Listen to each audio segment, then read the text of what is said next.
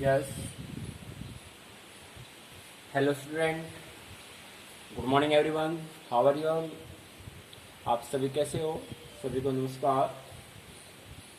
चलिए बात करते हैं class 12 physical education chapter 7 physiology in sports and sports medicine. हम बात कर चुके हैं फिजियोलॉजी इन स्पोर्ट्स के में, और पार्ट 2 के अंदर part 1 physiology in sports, part 1 physiology PHYSIOLOGY physiology, part 2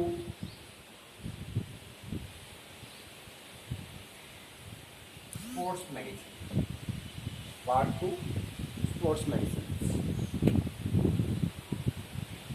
sports medicine के अंदर what is sports medicine? Sports medicine it also known as exercise medicine and scope of sports medicines, types of injury, two types: soft tissue injury and hard tissue injury. Soft tissue injury, skin injury and muscle injury. Skin injury, for example, abrasion, laceration, incision, और muscle injury, strain and sprain, cramp. और last topic में हम बात कर चुके causes of injury. Mean injury के कारण क्या हो सकते हैं स्पोर्ट्स के अंदर। मीन किसी भी कारण से, किसी भी मीन एक पुअर क्वालिटी के इक्विपमेंट्स के अकॉर्डिंग या फिर एक पुअर सरफेस के अकॉर्डिंग आपके इंजरी के चांसेस हो सकते हैं। तो बिल्कुल जो आज हम टॉपिक करेंगे वो प्रिवेंट फ्रॉम स्पोर्ट्स इंजरी, वो बिल्कुल आपके जो कॉजेज ऑफ इंजरी है उसके बिल्कुल अपोजिट है।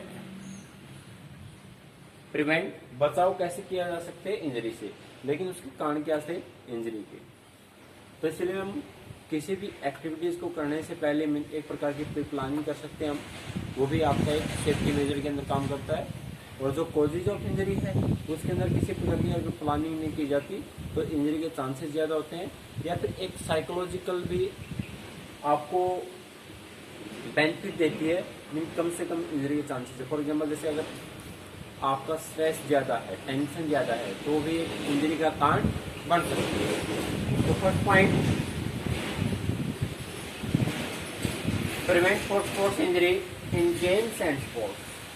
Games and sports the 100% prevention is never possible, but it can be prevented by considering this steps like. इन कुछ स्टेप्स हैं जिसके कारण से हम 100% उस इंजरी को कम कर सकते हैं या फिर उस इंजरी से बचाया जा सकता है। फर्स्ट इम्पोर्टेंट पॉइंट है, ये बिल्कुल अपोजिट है। ये दोबारा फिर बता देते हैं आपको, जो कॉजेज ऑफ इंजरी है उसके बिल्कुल अपोजिट है प्रिवेंट ऑफ इंजरी। और prevent of injury mean sports के अंदर प्रिवेंशन फ्रॉम इंजरी आपके बिल्कुल अपोजिट है causes of injury. For example जैसे फर्स्ट लिया आपने proper warming up. Proper warming up जिसके अंदर हम बात करते हैं कॉजेज ऑफ इंजरी के अंदर, not proper warming up mean अगर अच्छे से बॉडी का टेम्परेचर या एक अच्छे से वार्मिंग अप करते हैं तो किसी प्रिवेंशन का काम करता है। अगर हम प्रॉपर रूप से वार्मिंग अप नहीं कर पाते हैं जिसके अंदर मसल स्ट्रेचिंग एक्सरसाइज आ सकती है या फिर कूलिंग डाउन आ सकता है, तो उसके अंदर क्या है इंजरी के चांसेस ज़्यादा होंगे।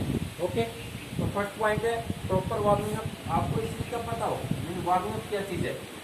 किसी भी एक्टिविटीज को करने से पहले अगर बॉडी की डिफरेंट प्रकार की एक्सरसाइज कर लेते हैं या फिर स्ट्रेचिंग एक्सरसाइज कर लेते हैं तो आपका प्रॉपर वार्मिंग अप के अंदर आता है। फॉर एग्जांपल जैसे योगा के अंदर सूर्य नमस्कार, एक डिफरेंट आसन करने से पहले सूर्य नमस्कार किया जाता है, जिसके अंदर एक योगा के अंदर मीन वार्मिंग अप है योगा के लिए सूर्य नमस्कार।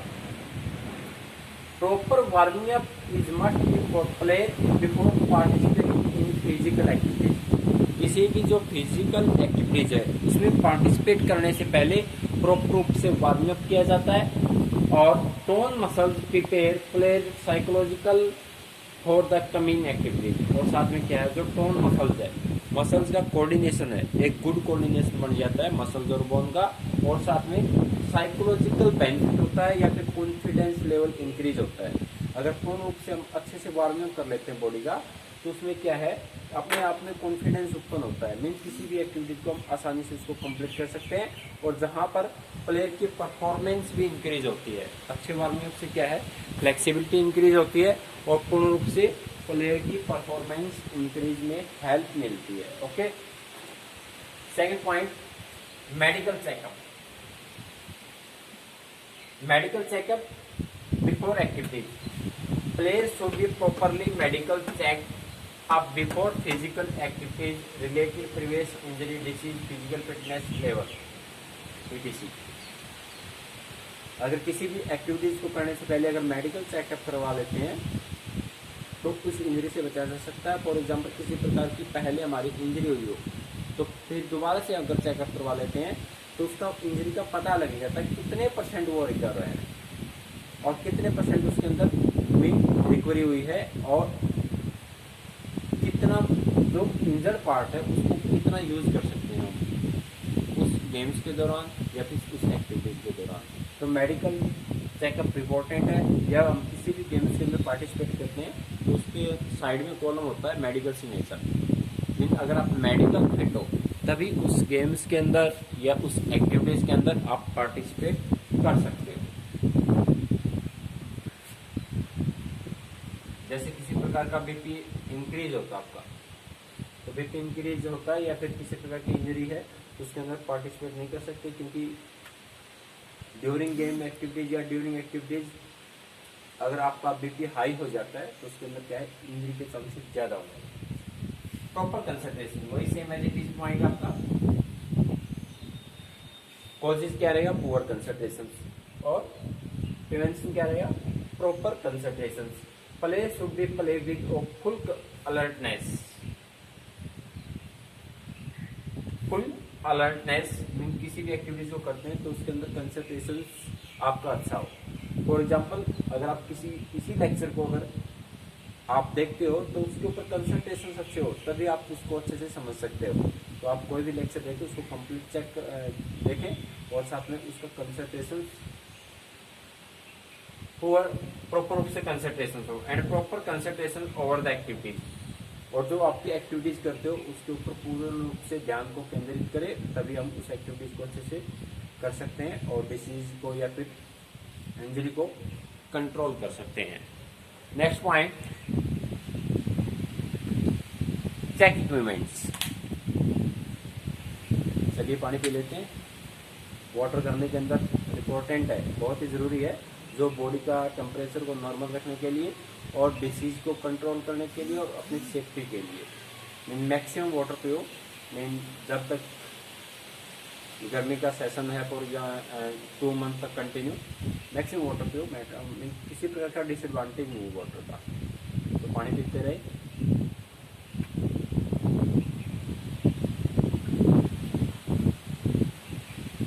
और अपने आप को सेफ रखें। महत्वपूर्ण फंक्शन है इसके वाटर के, मीन एक प्रकार के डाइजेस्टिव सिस्टम में हेल्प करता है आपका, जो इंटरनल ऑर्गन्स है उसको अच्छे से सुचारू रूप से चलाता है, और साथ में जो बॉडी का टेम्परेचर है जिसके अंदर आपको कॉन्शियसनेस में रखता है, चेतन अवस्था में रखता है, वो भी मेन फंक्शन है वाटर का। और बॉडी के अंदर कितने परसेंट वाटर होता है, 70%। तो इसलिए हमेशा आप मैक्सिमम यूज करते रहे पानी को, वाटर को। और अगर बॉडी के अंदर 5 to 10% कमी हो जाती है तभी हमें प्यास लगती है। अगर उससे ज़्यादा अगर बॉडी के अंदर कमी हो जाती है तो डिहाइड्रेशन होता है, और अगर उससे ज़्यादा होती है तो मीन स्ट्रेंथ इंडोरेंस में कमी आ जाती है, और 20% से या 30% से ज़्यादा हो जाती है तो हो सकता है डेथ भी हो जाए। तो मैक्सिमम वाटर का यूज कीजिए। नेक्स्ट पॉइंट, चलिए काम की बात कर लेते हैं। पानी तो पीते रहेंगे। Check equipments. Players should be check their equipments and their condition. Players should be good quality equipments along with safety guard. Mean equipments को चेक कर लेते हैं। इक्विपमेंट्स को चेक किया जा सकता है किसी भी एक्टिविटीज को पार्टिसिपेट करने से पहले। मीन और किस क्वालिटी की इक्विपमेंट्स है, एक अच्छी क्वालिटी के इक्विपमेंट्स यूज कर सकते हैं। फॉर एग्जांपल अगर शूज़ की बात करते हैं तो अगर एथलेटिक्स के अंदर हम शूज़ एक प्रकार का इक्विपमेंट्स है जहाँ पर हेल्प करता है रनिंग करने के लिए, तो मीन उसकी क्वालिटी अच्छी हो, जहाँ से उसकी ग्रिप अच्छी हो, और ग्रिप के साथ साथ उसकी जो लोकेशन हो या फिर एक अच्छी क्वालिटी हो। फॉर एग्जांपल एक लोकल कंपनी की कंपेरिजन जो अच्छी क्वालिटी शूज होते हैं, जो अच्छी कंपनी होती है, जैसे नाइकी क्या होता है या फिर हम एडिडास का बोलते हैं, तो एक अच्छी क्वालिटी का शूज है जिसके अंदर इंजरी से बचाया जा सकता है, जिसके अंदर जो आपकी काफ मसल होती है वो में पेन नहीं करती अगर आप अच्छी क्वालिटी का शूज यूज़ करते हो। और उसको हम चेक कर लेते हैं, किसी भी एक्टिविटीज में पार्टिसिपेट करने से पहले क्या करेंगे, उसको अच्छे से चेक करेंगे तब उसको यूज़ कर सकते हैं। Sufficient physical fitness for the activities. Physical education players should have the sufficient level of physical fitness.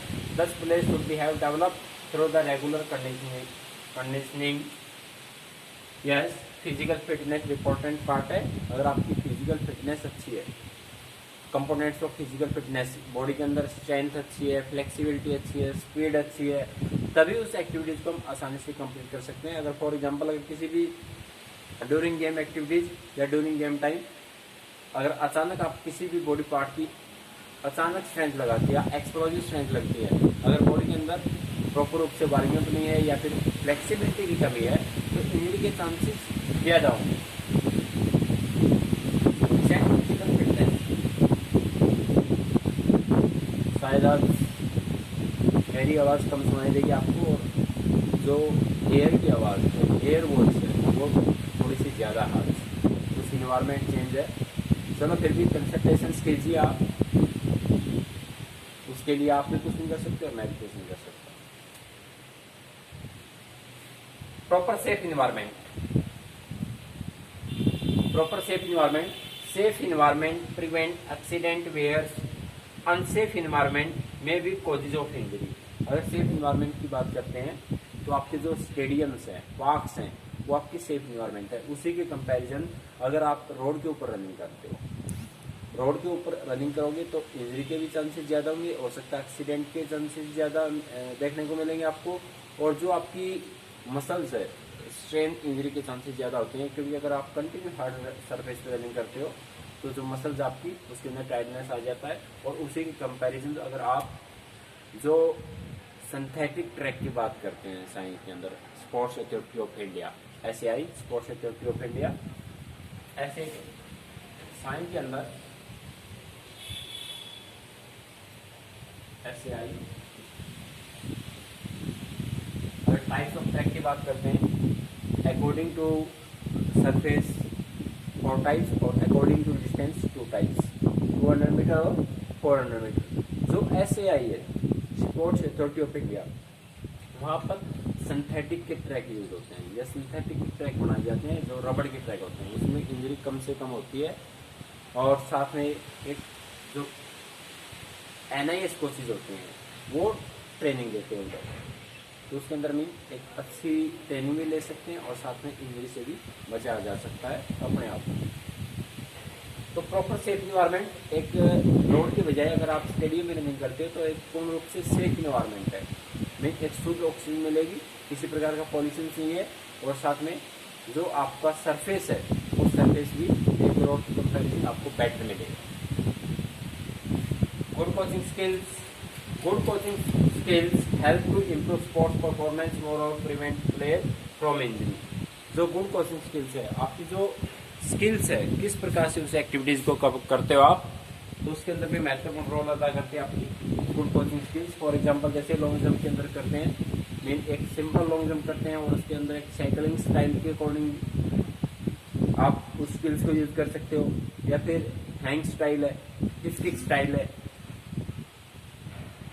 तो उसी के अकॉर्डिंग क्या है परफॉर्मेंस को इंक्रीज भी किया जा सकता है और कम से कम इंजरी से अपनी बॉडी को बचाया जा सकता है। या फिर बोल सकते हैं हम मेन आप हर इंडिविजुअल की उस एक्टिविटीज को या फिर किसी भी प्रकार की एक्टिविटीज करते हैं तो हर इंडिविजुअल की स्किल्स डिफरेंस होती है, ठीक है। जो लैंडिंग करते हैं मनोरंजन के अंदर तो उसके अंदर क्या डिफरेंट प्रकार की स्किल्स देखने को मिलेगी। कुछ बच्चे ऐसे जिसको जंप ही नहीं करना आता, राइट, और कुछ ऐसे जो अच्छे से उस एक्टिविटीज को कंप्लीट कर सकते हैं और किसी भी प्रकार की इंजरी भी नहीं होती। तो सबसे पहले आपके अंदर मीन उस स्किल्स को यूज करो जहाँ पर इंजरी के चांसेस कम हो।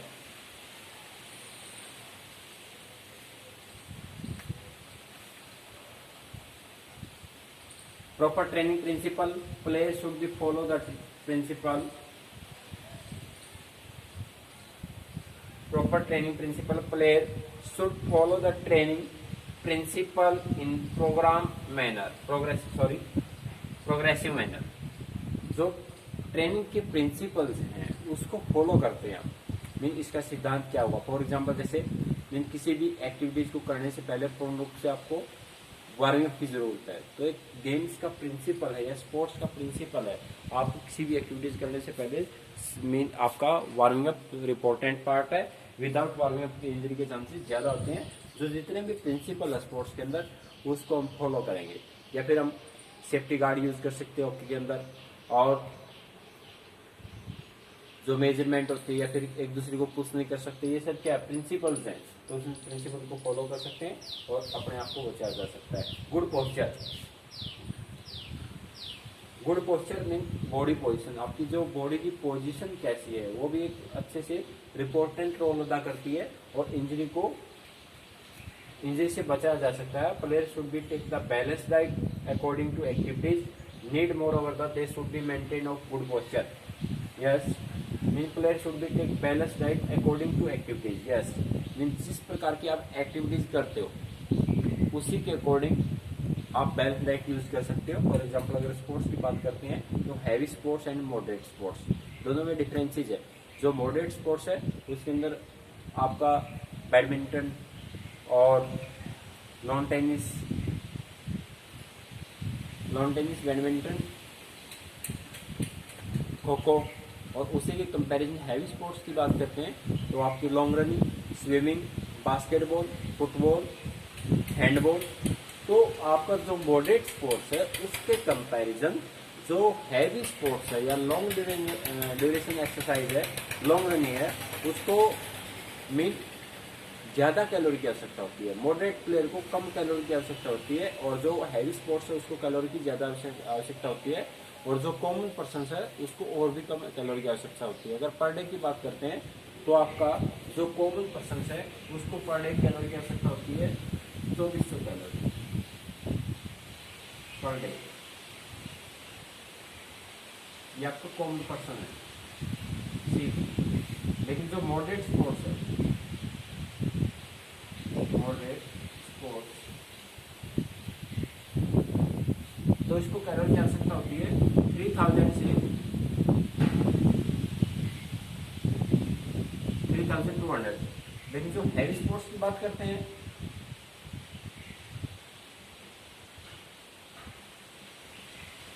हैवी स्पोर्ट्स के अंदर मीन आपकी 4500 टू 5000 मीन 4500 5000 4500 टू 5000 कैलोरी की आवश्यकता होती है जो लॉन्ग रनिंग करते हैं, जो ज़्यादा एक्सरसाइज करते हैं या फिर ज़्यादा कैलोरी की आवश्यकता होती है या ज़्यादा कैलोरी बर्न करते हैं। तो अगर गुड पोस्चर की बात करते हैं, अगर आप कैलोरी की मात्रा ज़्यादा लेते हो, एक्टिविटीज़ कम करते हो, तो क्या है बॉडी के अंदर फैट बढ़ेगा और इंजरी के चांसेस ज़्यादा होंगे और एक आपकी जो पर्सनैलिटी है वो भी डाउन होगी। तो मीन अकॉर्डिंग टू एक्टिविटीज या according to posture, good posture के अकॉर्डिंग हम डाइट ले सकते हैं और अपने आप को सेफ रख सकते हैं या फिर इंजरी से बचाव कर सकते हैं। Proper training method, proper training method, players should be follow the proper training method during practice where over training of muscle should be avoid during training।